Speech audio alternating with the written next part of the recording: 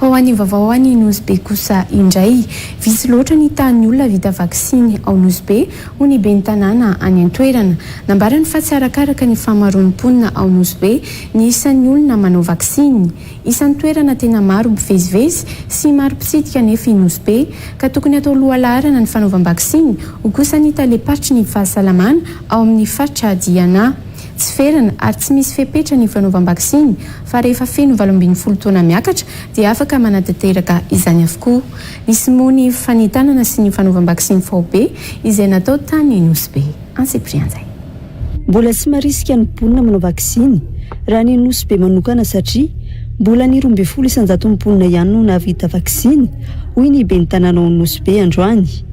Na izany aza dia mbola maro koa ireo olona nanao ny fatra voalohany tamin'ny AstraZeneca no tsy niverina nanao ny fatra faharoa hoy ny fanazavany. Mbola vitsy araka izany ny tahan'ny olona vita vaksiny ao Nosy Be hoy ny ben'ny tanàna izay nanentana ny vahoaka hanao vaksiny androany. Vitsy loatra ny olo nagnano vaksiny teto amintsika Nosy Be ty. Tsy arakaraka ny amarosan'ilay olo ny isan'ny olo izay efa nagnano ny vaksiny. Ny fanaovana ity vaksiny ity dia tady voalohany afana misoro amin'ity varian'arety Covid ity mba mila marisika atsika nagnano ity vaksiny ity.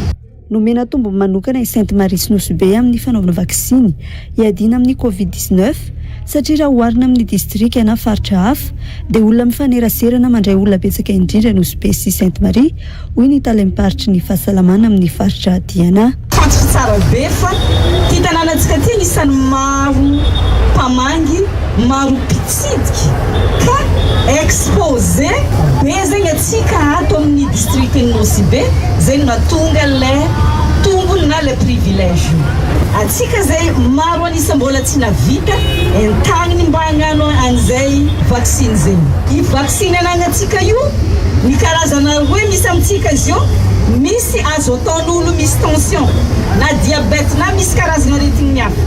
Dia misy koa zegny karazana vaksiny azony olo tsisy aretigny teza atao. Mbola mitohy moa ny fanaovana vaksiny ao amin'ny Nosy Be amin'izao na hanao ny vaksiny fatra faharoa amin'ny AstraZeneca izany na olona hanao vaksiny Johnson. Tsy mitsahatra manentana ny rehetra araka izany ny tompona andraikitra ny toerana mba harisika amin'ny fanaovam-vaksiny.